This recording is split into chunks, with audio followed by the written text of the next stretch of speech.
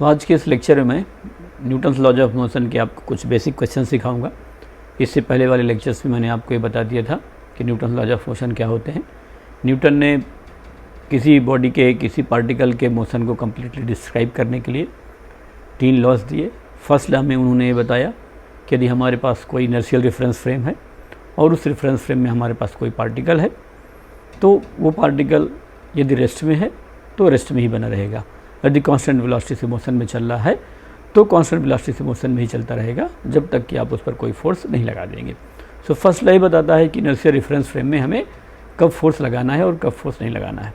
Second law of Newton second law हमें ये बताता है कि हम फोर्स लगाएंगे तो कितना फोर्स लगाने से कितना एक्सेलरेशन वहाँ पर प्रोड्यूस होगा।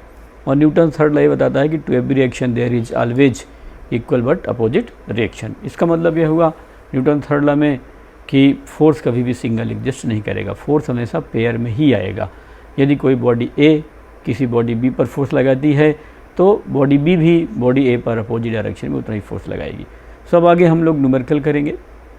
मैकेनिक्स पढ़ते समय हम कंटैक्ट फोर्स और नॉन कंटैक्ट दो तरह के फोर्सेस से करेंगे। नॉन कंटैक्ट फोर्स का मतलब जैसे ग्रेविटेशनल फोर्स है या एक चार्ज दूसरी जगह रखा है, दूर से कोई एक बॉडी दूसरी बॉडी पर यदि फोर्स लगा पाती है तो हम उसे नॉन कंटैक्ट फोर्स बोलते हैं, या इसे हम एक्शन एट ए डिस्टेंस बोलते हैं। न्यूटन ने इसका नाम रखा था action at A distance force. तो नॉन कंटैक्ट फोर्स हो गया। सो मैकेनिक्स पढ़ते समय नॉन कंटैक्ट फोर्स केवल और केवल एक ही आएगा और वो कौन सा है, ग्रेविटेशनल फोर्स। वो मैं अभी आपको आगे सिखाऊंगा कैसे लेंगे। और कंटैक्ट फोर्स में कंटैक्ट फोर्स मतलब वो एक तरह का इलेक्ट्रोमैग्नेटिक फोर्स ही है। सो कंटैक्ट फोर्स को हम मैकेनिक्स पढ़ते समय कैटेगराइज करेंगे। जैसे नॉर्मल फोर्स लेंगे, फिर हम स्ट्रिंग में टेंशन लेंगे, या रॉड में हम टेंशन लेंगे, या हम फ्रिक्शन की वैल्यू लेंगे। तो इस तरीके से हम न्यूमेरिकल लगाते समय अपने फोर्सेस को इस तरीके से कैटेगराइज कर देंगे। यूनिफाइड थ्योरी फोर्स के भी नहीं पढ़ रहे हैं। वैसे तो हम फिजिक्स में यूनिफिकेशन थ्योरी के अकॉर्डिंग हम फोर्सेस को केवल 4 कैटेगरी में ही डिवाइड करते हैं। 4 कैटेगरी कौन कौन सी है ये चल करके हम मॉडर्न फिजिक्स में डिटेल में देखेंगे। बट हम यदि यहाँ पर समझना चाहें तो एक तो ग्रेविटेशनल फोर्स होगा, एक इलेक्ट्रोमैग्नेटिक फोर्स होगा और 2 न्यूक्लियर फोर्स होंगे। एक स्ट्रॉन्ग न्यूक्लियर फोर्स होता है और एक वीक न्यूक्लियर फोर्स होता है। यूनिवर्स में किसी भी फिनोमिना को एक्सप्लेन करने के लिए यदि आप फोर्स के थ्रू बताना चाहते हैं तो केवल ये 4 तरह के ही फोर्स होते हैं। एक ग्रेविटेशनल, दूसरा इलेक्ट्रोमैग्नेटिक, तीसरा स्ट्रॉन्ग न्यूक्लियर और चौथा वीक न्यूक्लियर। सो ये तो हम ड्यू टाइम में आगे चल करके पढ़ेंगे। मैकेनिक्स पढ़ते समय हम अपने फोर्सों को अपनी सुविधा के अनुसार ग्रेविटेशन और इलेक्ट्रोमैग्नेटिक को ही अलग अलग नामों से रख देते हैं कि हम चलो इसको वेट बोलना चालू करेंगे, ये टेंशन कहलाएगा, तो ये कंटैक्ट फोर्स कहलाएगा, ये नॉर्मल होगा, ये फ्रिक्शन होगा, इस तरह की चीज़ें लेंगे। सो आज के लेक्चर में एकदम बेसिक से क्वेश्चन अभी आपको लगाना सिखाऊंगा।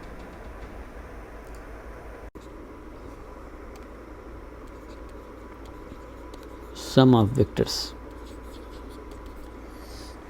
2 वेक्टर्स को जोड़ेंगे। जैसे मान लिया मैंने कि मेरे पास कोई वेक्टर ए है और इधर की तरफ कोई वेक्टर बी है, इसके बीच का एंगल थीटा है। सो मैं मान लिया इन दोनों वेक्टर का रिजल्टेंट कितना है, आर है। तो सिम्बोलिकली मैं आर को कितना लिखूँगा, ए प्लस बी। अब आर की 2 बातें होंगी, एक उसका मैग्नीट्यूड, तो आर का मैग्नीट्यूड किसके इक्वल होगा, a square plus b square plus 2ab cos theta. एक तो हमारा ये ज़रूरत पड़ेगी और दूसरा हम लोग इसका एंगल निकाल सकते हैं, है ना, वो अपने जानते। If a is equal to B मान लेता हूँ, देन जो इसका रिजल्टेंट है r इज़ इक्वल टू वो आ जाएगा 2a कॉस थीटा बाई 2। और जो इसका रिजल्टेंट है मान लेता हूँ ये इन दोनों के सपोज़ ये बीच से जा रहा है रिजल्टेंट, और इसका एंगल कितना है, अल्फ़ा है। सो जो इसका अल्फ़ा आएगा वो थीटा बाई 2 के इक्वल होगा। सो ये तब हो गया जब हमारे दोनों फोर्सेस क्या हों, एक दूसरे के इक्वल हों। ऐसा नहीं है तो आप फोर्सेस को कंपोनेंट्स के फॉर्म में ऐड करके बता सकते हैं।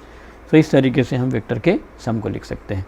अब मैं इसमें आपको छोटे छोटे क्वेश्चन करके बता रहा हूँ कैसे हैं। तो सबसे पहला ये है कि ए particle of mass 2 kg is moving with 2 meter per second on a straight line on a straight line, find force on the particle. अभी मैं कुछ बेसिक क्वेश्चन ले रहा हूँ, अपने बेसिक क्वेश्चन सोचने में दिक्कत नहीं आए, बाकी हम आगे कई तरह लेवल के क्वेश्चंस लगाएंगे, मैथमेटिकल कम्प्लेक्सिटी आने वाले टाइम में हमारी बढ़ती जाएगी। अभी हम बहुत छोटी चीज़ों को पढ़ रहे हैं। कभी हमें बहुत बेसिक बातें रिवाइज़ करनी हो तो हमारे नोट्स से ही रिवाइज़ होना चाहिए, ठीक है। तो जब न्यूमेरिकल लगाना है तो हम न्यूटन सेकंड में लगाएंगे। अब देख लेते हैं, ये पार्टिकल ऑफ मास 2 kg, तो हमारे पास जो मास दिया है पार्टिकल का वो 2 kg दिया है, is moving with velocity of 2 metre per second on straight line. इसका मतलब कांस्टेंट वेलोसिटी है, so 2 metre per second straight line में है, तो ये क्या है, कांस्टेंट है। तो न्यूटन फर्स्ट लॉ क्या बोलता है कि यदि कोई पार्टिकल की वेलोसिटी कांस्टेंट है तो उसमें फोर्स की वैल्यू क्या होगी, 0 होगी। सो फोर्स की वैल्यू 0 हो जाएगी। तो आप क्या लिखेंगे, since v is constant therefore f is equal to 0, no force is needed. क्यों नीडेड नहीं है, क्योंकि ये फर्स्ट लॉ बताता है। फर्स्ट लॉ क्या बोलता है कि यदि कोई बॉडी रेस्ट में है तो रेस्ट में रहेगी, या कांस्टेंट वेलोसिटी से मोशन में है तो कांस्टेंट वेलोसिटी से मोशन में ही रहेगी, जब तक कि हम उस पर कोई फोर्स अप्लाई नहीं कर देते। Since a body is moving with the velocity constant velocity of 2 metre per second on straight line, therefore body will continue to move. तो हमें उसको चलाने के लिए, उसको मेंटेन करने के लिए फोर्स की ज़रूरत नहीं है। या दूसरा आप मान लेते हैं कि आप सेकंड लगाना चाहते हैं, तो f इज इक्वल टू किसके इक्वल होगा, m इंटू a के इक्वल होगा। अब m की वैल्यू तो कितना दिया है, 2 दिया है, और एक्सेलेरेशन है 0, सो फोर्स की वैल्यू कितनी हो गई, 0 हो गई। So force is equal to 0। आप चाहें तो 0 न्यूटन भी लिख सकते हैं। मैंने ऐसा क्यों लिखा, वेलोसिटी किसकी इक्वल है, 2 मीटर पर सेकंड के, एक्सेलेरेशन कितना होता है, dv/dt, rate of change of velocity is acceleration, d/dt, velocity 2 दिया है, कांस्टेंट का एक डेरिवेटिव क्या होगा, 0, तो फोर्स की वैल्यू 0 हो गई। सो हम ऐसे लगा रहे हैं, हम क्लास 11th में पढ़ रहे हैं। सो मैं आपको बहुत छोटी छोटी बातें बता रहा हूँ। 9th में आप ये बहुत बेसिक क्वेश्चन पढ़े होंगे, और ऐसे 3 या 4 क्वेश्चन होंगे जो हमें टेकअप करना है। तो अपने को बेसिक स्टार्ट करने में कोई दिक्कत नहीं है।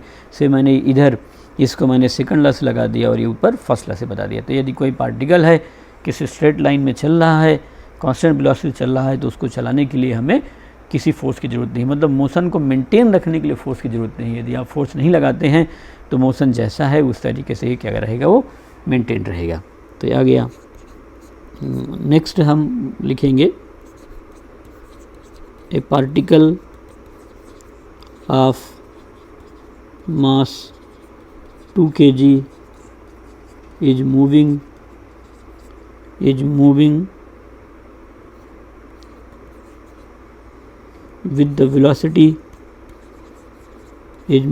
the velocity of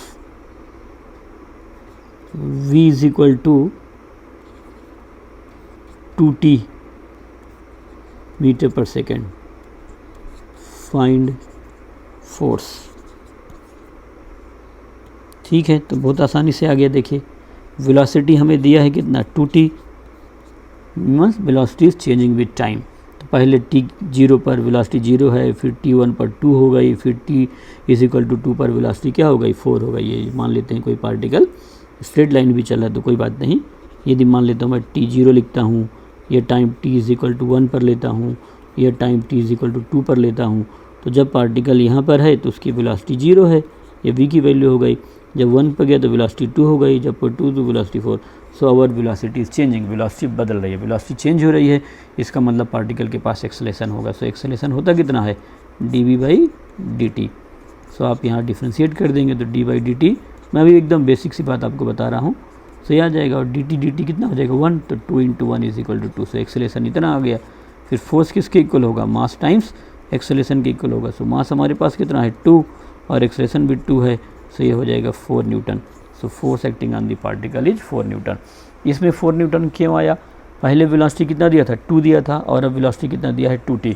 अंतर क्या है कि यहाँ पर वेलोसिटी कांस्टेंट है और यहाँ पर वेलोसिटी कांस्टेंट नहीं है। जब वेलोसिटी वेरी कर रही होगी, वेलोसिटी वेरी कर सकती है कितने तरीके से, 2 तरीके से। हम उसका मैग्नीट्यूड बदल दें, हम उसकी डायरेक्शन बदल दें।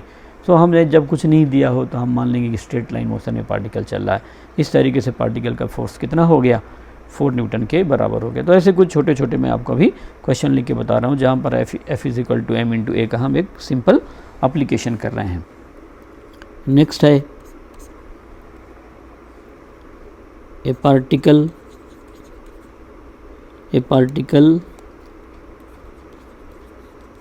ऑफ मास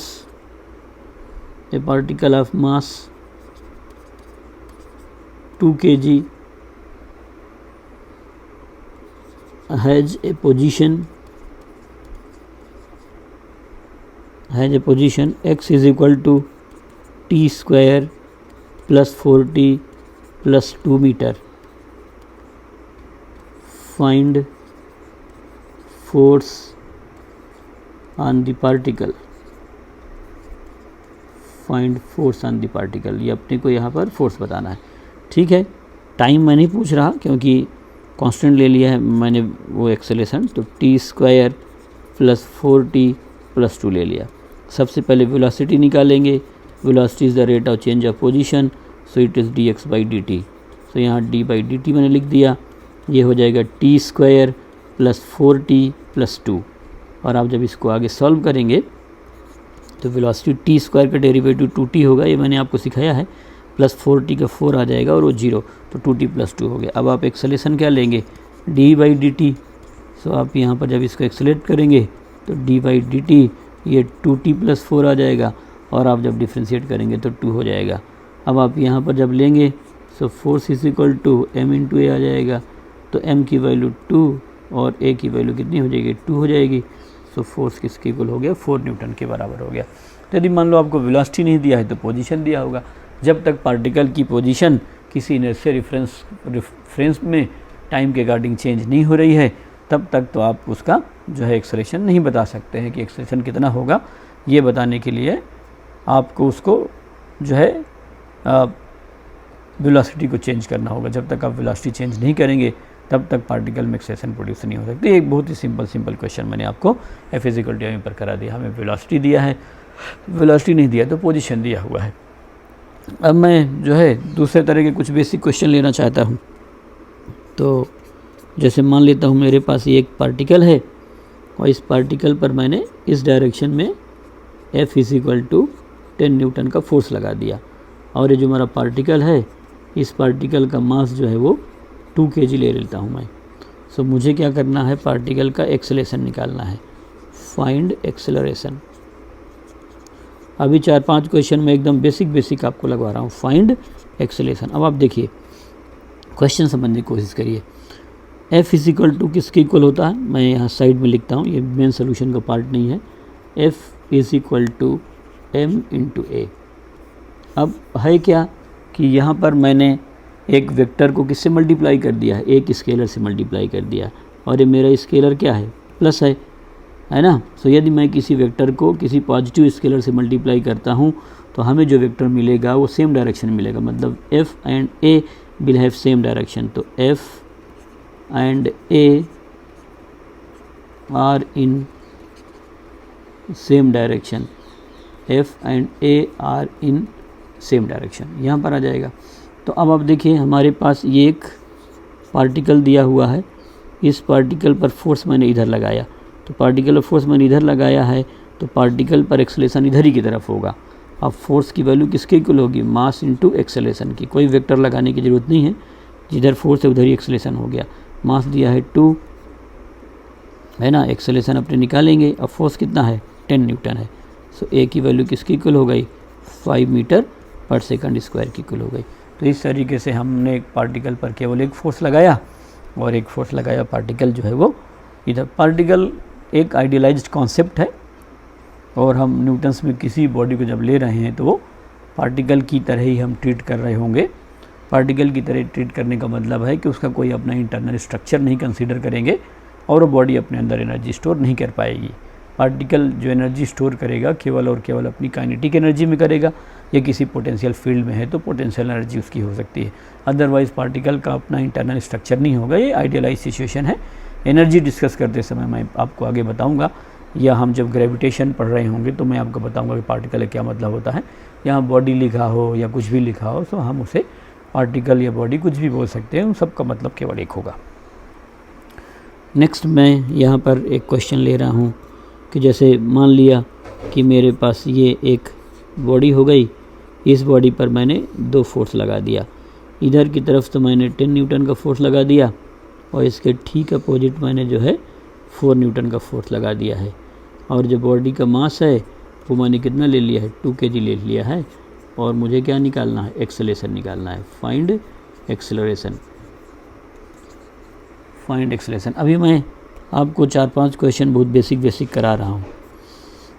सो आप देखिए, नेट फोर्स अपने को निकालना होगा। तो इस बॉडी पर 2 फोर्स लग रहे हैं। जैसे मैंने ये फ्री बॉडी डायग्राम में एक पार्टिकल मान लिया, इधर की तरफ मैंने फोर्स 10 लगा दिया है और इधर की तरफ कितना लगा दिया है, 4 लगा दिया है। ये बॉडी का मास है, तो ये वाला फोर्स बड़ा है, इसका मतलब जो पार्टिकल है उसका एक्सेलरेशन इस डायरेक्शन में होगा। तो आप सबसे पहले नेट फोर्स निकालिए। सो नेट फोर्स किसके इक्वल होगा, 10 इधर और 4 इधर है, एक दूसरे के अपोजिट है, तो 10 - 4 इज इक्वल टू कितना हो गया, 6 न्यूटन हो गया। अब एक्सेलरेशन जो है वो किसके इक्वल होगा, फोर्स डिवाइड बाई मास के इक्वल होगा। सो फोर्स कितना हो गया, 6/2। सो यहाँ आ जाएगा एक्सेलरेशन इज 3 मीटर/सेकंड²। सो मैंने एक फोर्स की जगह कितने फोर्स लगा दिया, 2 फोर्स लगा दिया। यदि एक से अधिक फोर्सेस किसी बॉडी पर लग रहे हैं तो हम उसका नेट एक्सेलरेशन निकालेंगे, और जो उसका नेट एक्सेलरेशन हो, जो नेट फोर्स निकालेंगे, जो उसका नेट फोर्स होगा, रिजल्टेंट फोर्स होगा, उस डायरेक्शन में ही एक्सेलरेशन प्रोड्यूस होगा। तो अब देखिए यहाँ पर 10 न्यूटन राइट साइड में है, 4 न्यूटन लेफ्ट साइड में है। तो बड़ा कौन सा है, 10, तो नेट फोर्स हो गया 10 - 4 6 न्यूटन। सो 6 न्यूटन जो फोर्स है वो किस डायरेक्शन में है, इस डायरेक्शन में आएगा, है ना, इधर की तरफ। तो जिस डायरेक्शन में नेट फोर्स आ गया उसी डायरेक्शन में जो है एक्सेलरेशन प्रोड्यूस हो जाएगा। तो ये मैंने 2 फोर्सेस इस तरीके से लगा दिए और बॉडी का एक्सेलरेशन ऐसे बताया जा सकता है। नेक्स्ट अभी हम इसी तरह के अभी लगा रहे हैं। हमारे पास ये कोई बॉडी हो गई, इधर की तरफ मैंने इसमें 6 न्यूटन का फोर्स लगा दिया है, इधर की तरफ मैंने इसमें 8 न्यूटन का फोर्स लगा दिया। ये मैंने 2 फोर्स लगा दिया। ये जो बॉडी है मेरी वो उसका मास कितना है, 2 kg की है। सो मैं इसमें लिखूँगा फाइंड मैग्नीट्यूड ऑफ एक्सेलरेशन। सो मुझे यहाँ पर एक्सेलरेशन का मैग्नीट्यूड निकालना है। बहुत आसानी से बताया जा सकता है। सबसे पहले मैं फोर्स का रिजल्टेंट निकालूंगा। तो मेरे पास 2 फोर्स हैं, एक फोर्स इधर है और एक फोर्स इधर है ना। ये फोर्स है कितना, 6 न्यूटन का और ये 8 न्यूटन का। दोनों के बीच का एंगल कितना है, 90 डिग्री का है। सो रिजल्टेंट फोर्स F किसके इक्वल हो जाएगा, √6² प्लस √8²। 6 का स्क्वायर कितना होगा, 36 प्लस 8 का स्क्वायर कितना होगा, 64। तो F की जो वैल्यू है वो किसके इक्वल हो जाएगी, 10 न्यूटन की इक्वल हो जाएगी। किस डायरेक्शन में लग रहा है ये मैंने अभी बताया नहीं है आपको, बट हम ये बहुत आसानी से बता सकते हैं। मैंने केवल आपसे मैग्नीट्यूड ही पूछा है। सो एक्सेलरेशन का जो मैग्नीट्यूड होगा वो कितना होगा, magnitude of force divide by मास। तो फोर्स का मैग्नीट्यूड कितना है, 10 और मास दिया है 2। सो ये किसके इक्वल हो जाएगा, 5 मीटर/सेकंड²। ये तो एक्सेलरेशन का मैग्नीट्यूड हो गया। इन केस आप इसकी डायरेक्शन फाइंड करने में इंटरेस्टेड हैं तो मैं आपको डायरेक्शन के लिए भी बता देता हूँ। ये मेरे पास एक फोर्स है और यहाँ पर ये एक दूसरा फोर्स है। इस तरीके से हम इसे क्या करेंगे, यहाँ पर ये मिला देंगे इधर की तरफ। ये तो ये तो 6 वाला हो गया, ये 8 हो गया। जो रिजल्टेंट है वो दोनों के बीच से होके जाएगा। एक मान लो 6 है और इधर वाला 8 हो गया। So this is your resultant. तो ये हो गया रिजल्टेंट फोर्स F। अब मान लेते, और ये कितना आ गया, 8 आ गया। मान लो मैं बताता हूँ कि अल्फ़ा एंगल पर है। तो यदि आपको tan बताना है एंगल, तो tan alpha is equal to कितना हो जाएगा, 8/6 या 4/3 हो जाएगा। सो आप यहाँ पर अल्फ़ा की वैल्यू बता सकते हैं। So alpha will be equal to tan inverse 4/3। ये मैंने आपको बताया था किसके इक्वल होगा। So that will be is equal to 53 degree. तो इस तरीके से हम एंगल बता सकते हैं, बहुत आसानी से हो जाएगा ये, है ना। सो ये हमने डायरेक्शन बता दिया, मैंने पूछा नहीं था आपसे। तो ऐसे मैंने 2 फोर्स लगा दिए। जब मैंने 2 फोर्स लगा दिया तो मुझे उन दोनों फोर्सेस का जो रिजल्टेंट फोर्स है वो निकालना पड़ेगा। उस रिजल्टेंट फोर्स जिस डायरेक्शन में लग रहा होगा, पार्टिकल एक्सेलरेशन इधर ही होगा। तो चूंकि ये फोर्स इधर की तरफ लग रहा है, इसलिए जो मेरा पार्टिकल है उसका एक्सेलरेशन भी इसी डायरेक्शन में होगा। Force and acceleration are always in the same direction. तो मैंने 2 फोर्स लगा दिया। आप 2 फोर्स से ज़्यादा फोर्सेस लगा करके उसको सॉल्व कर सकते हैं। इस तरीके से हम अभी आगे चल करके इनका रिजल्टेंट निकालना सीखेंगे या कंपोनेंट निकाल के सीखेंगे। बहुत बार हमारे लिए ये बड़ा प्रैक्टिकल सा नहीं रहेगा, तो मैं इसी बात को आपको थोड़ा दूसरे तरीके से भी बता देता हूँ निकालना, है ना। सो आप देखिए इसको कैसे बता सकता हूँ मैं। इधर की तरफ मैंने एक फोर्स लिया था 6 और इधर की तरफ कितना लिया था, 8 लिया था। ये एक्स एक्सिस स्टैंडर्ड मान लेता हूँ ये मैं वाई एक्सिस मान लेता हूँ।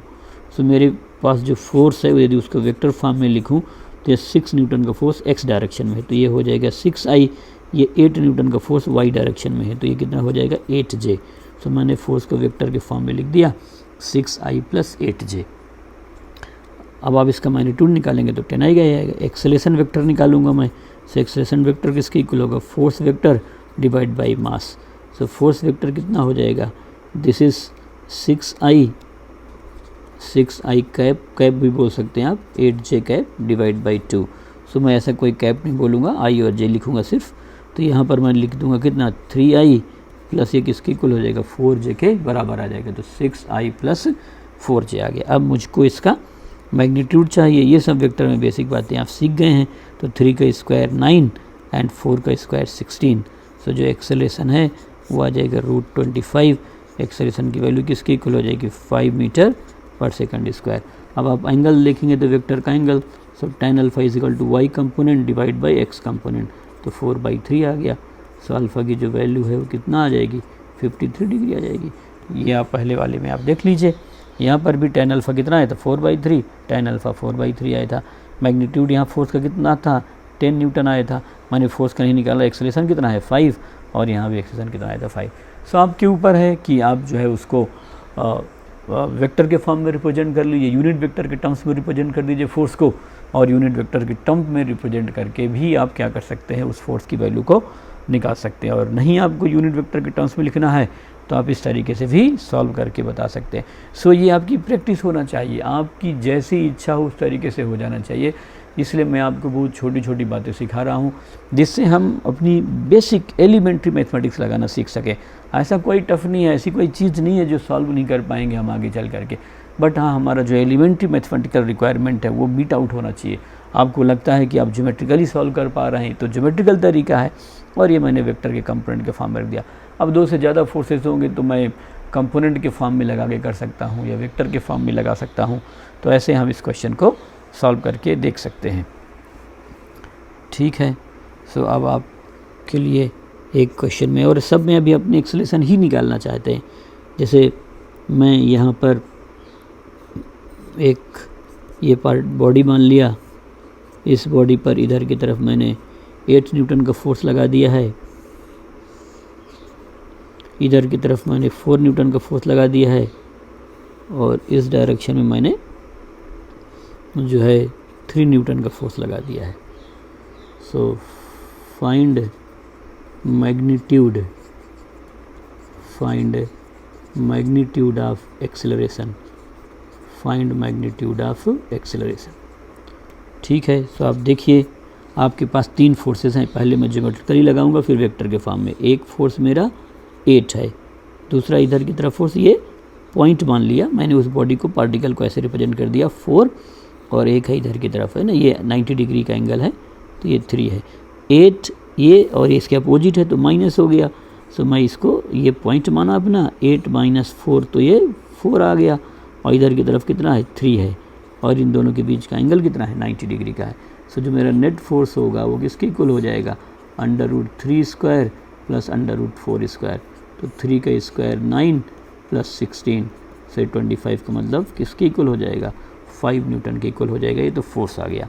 अब जो एक्सेलरेशन है वो एक्सेलरेशन किसके इक्वल होता है फोर्स डिवाइड बाई मास के इक्वल होता है। मास मैंने आपको क्वेश्चन में प्रोवाइड नहीं कर रखा है। So let me take mass to be, ये जो पार्टिकल है वो 2 kg ले लेता हूँ। सो यहाँ आ जाएगा 5/2। So acceleration will be = 2.5 metre per second square. अब आप यदि इसका एंगल बताना चाहते हैं तो देखो बहुत आसानी से एंगल हम बता पाएंगे, है ना। आप लिखिए, आपसे पूछा नहीं गया है, बट आप बेसिक बातें सीखें। बहुत जल्दीबाजी में अपने को सब्जेक्ट सीखने की ज़रूरत नहीं है। आप फंडामेंटली जितने स्ट्रांग होंगे आप बहुत आसानी से सब्जेक्ट कर सकते हैं। दुनिया में किसी की कॉपी करने की कोई ज़रूरत नहीं है। ये हो गया 4, ये हो गया 3, ऐसे आप बता सकते हैं। अब आप देखिए आपका जो वेक्टर है, जो इनका रिजल्टेंट होगा वो फर्स्ट वेक्टर के टेल से चलता है और सेकंड वेक्टर के हेड में ख़त्म हो जाता है, ऐसे बना लिया। सो ये मेरा रिजल्टेंट फोर्स है, और ये मैंने एंगल कितना मान लिया, उसको अल्फ़ा मान लिया। सो अब देखिए ये 90 डिग्री का तो इनके बीच में है ही है, तो √3² + 4² आया था, और एंगल मेरे को बनाना है यहाँ पर तो यदि मैं एंगल बताना चाहता हूँ so tan alpha will be is equal to 3/4। So alpha कितना हो गया, ये पढ़ रखे हैं 53 डिग्री एंड 37 डिग्री। ये मैंने आपको एंगल वहाँ बताया था 3, 4, 5 वाले ट्रायंगल में, तो अल्फ़ा 37 डिग्री हो गया। तो उस पार्टिकल का एक्सेलरेशन कितना है 2.5। सो इसमें कई सारे फोर्स लग गए। तो सिंपल न्यूटन का लॉ क्या बोलता है कि यदि हम कोई बॉडी का एक्सेलरेशन कंसीडर करना चाहते हैं तो उस बॉडी पर हम नेट फोर्स देखेंगे। नेट का मतलब रिजल्टेंट फोर्स देखेंगे। यदि कई सारे फोर्स लग रहे हैं तो पहले हम उन सभी टोटल फोर्सेस का रिजल्टेंट निकालेंगे। वो रिजल्टेंट जिस डायरेक्शन में लग रहा होगा हमारा पार्टिकल उसी डायरेक्शन में एक्सेलरेट करेगा। यदि हमारा रिजल्टेंट फोर्स हॉरिजॉन्टल डायरेक्शन में लग रहा है तो पार्टिकल का एक्सेलरेशन हॉरिजॉन्टल डायरेक्शन में होगा। यदि हमारा फोर्स वर्टिकल डायरेक्शन में लग रहा है तो पार्टिकल का एक्सेलरेशन वर्टिकल डायरेक्शन में ही होगा। अब मैं देखो आपको इसको वेक्टर के फॉर्म में लगाना सिखा देता हूँ। आप ये सब कॉपी में लिखना है अपने को। सो यहाँ देखिए कितना है ये 8, इधर की तरफ कितना माना था मैंने 4 और इधर की तरफ माना था 3। एक बार चेक कर लेते हैं 8, 4 एंड 3 ये हो गया।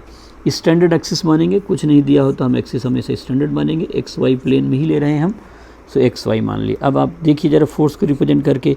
सो फोर्स का ये इधर की तरफ आई डायरेक्शन में तो कितना हो गया 8i, ये माइनस आई डायरेक्शन में है -4i, ये जे डायरेक्शन में है +3j।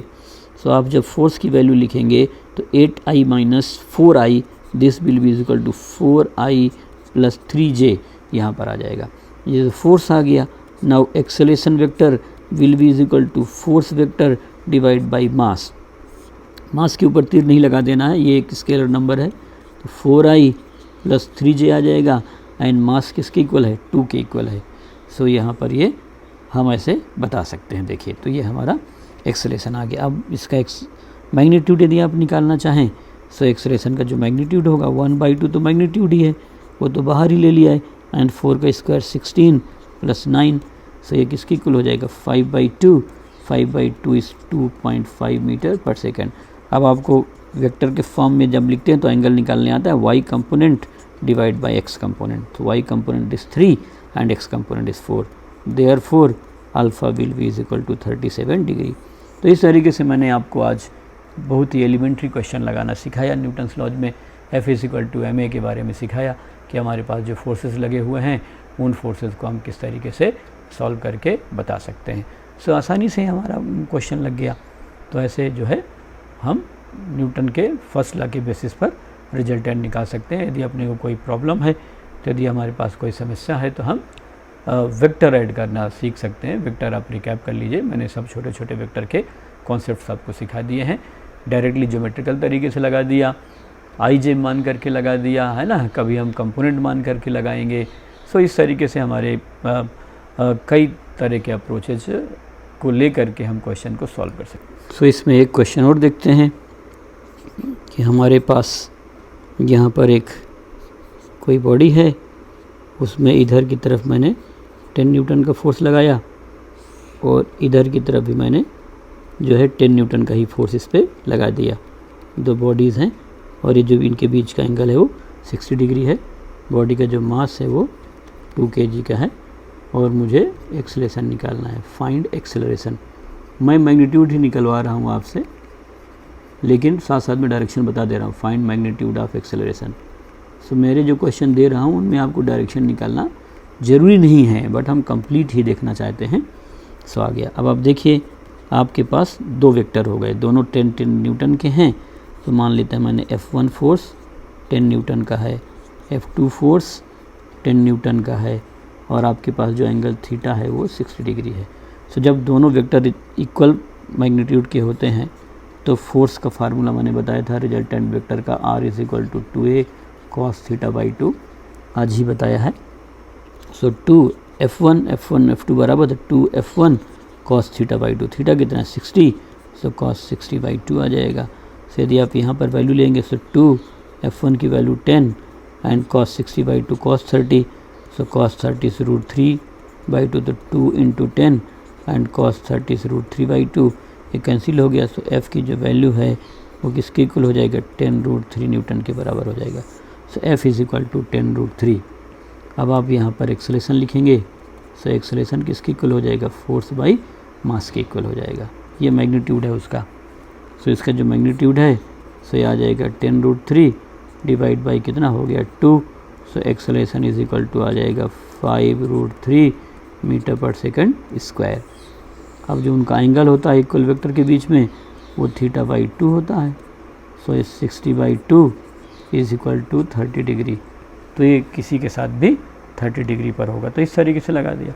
अब यदि मैं इसे कंपोनेंट लेकर के भी सॉल्व करता हूँ तो कंपोनेंट लेकर के भी मैं इसे सॉल्व करके बता सकता हूँ।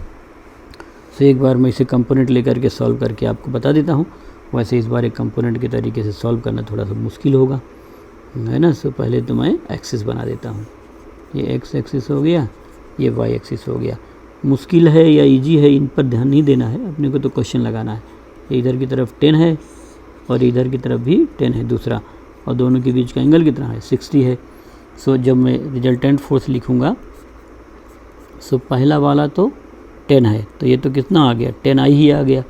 दूसरा वाला इसके कंपोनेंट लिखने आपके आते होंगे, है ना, वेक्टर में आप लिखे होंगे। तो 10 cos 60 i cap plus 10 sin 60 j cap, ऐसे बता सकते हैं। सो f की जो वैल्यू है वो कितनी हो जाएगी 10 cos 60 तो कितना हो जाएगा 5i plus 10 sin 60 5√3 j cap हो गया। तो जो f की वैल्यू है वो किसके इक्वल हो जाएगी, ये आ जाएगी 10 plus 5 15i plus 5√3 j cap आ गया। अब जो हमारा एक्सेलरेशन है वो फोर्स बाई मास के इक्वल होगा। So 15i plus 5√3 j cap divide by mass. Mass आप देखिए 2 kg था, सो हम यहाँ पर 2 kg लिख सकते हैं। तो ये 2 आ गया। अब आप यहाँ से क्या क्या कॉमन है ये आप लिख लीजिए बाहर, तो आपको मैग्नीट्यूड निकालना थोड़ा आसान होगा। सो 5/2 आ गया, और यहाँ 5 जब कॉमन ले लेंगे तो 3i प्लस ये √3 j के इक्वल हो जाएगा। सो आप जब एक्सेलरेशन का मैग्नीट्यूड निकालेंगे सो 5/2 और ये अंडर रूट हो जाएगा कितना 9 प्लस 3। सो यहाँ हो जाएगा 5/2 और 9 प्लस 3 ये 12 हो गया। तो 12 का मतलब 4√3 आ गया। सो 5 इंटू ये 2√3 4 इंटू 3 12, तो 2√3 12 हो गया डिवाइड बाई 2, तो कैंसिल हो गया। सो जो आपके पास एक्सेलरेशन है वो किसके इक्वल हो गया 5√3 मीटर पर सेकंड स्क्वायर के बराबर आ गया। सो आप देखिए यहाँ ना 5√3 metre per second square. Angle अपने को निकालने आता ही है, tan alpha is equal to Y component divide by X component, ऐसे आप सॉल्व करके बता सकते हैं। सो √3 डिवाइड बाई 3 1/√3 या 1/√3 tan 1/√3 का मतलब अल्फ़ा कितना हो गया 30 डिग्री हो गया। तो इस तरीके से आप बता सकते हैं। ये कंपोनेंट आप एक बार निकालना सीख लेना, बार हमारा कंपोनेंट का काम आगे चल करके पड़ेगा ही पड़ेगा, इसकी हमें रिक्वायरमेंट होगी, तो हमें ये ज़रूर आना चाहिए। सो आज मैंने आपको बहुत ही एलिमेंट्री लेवल पर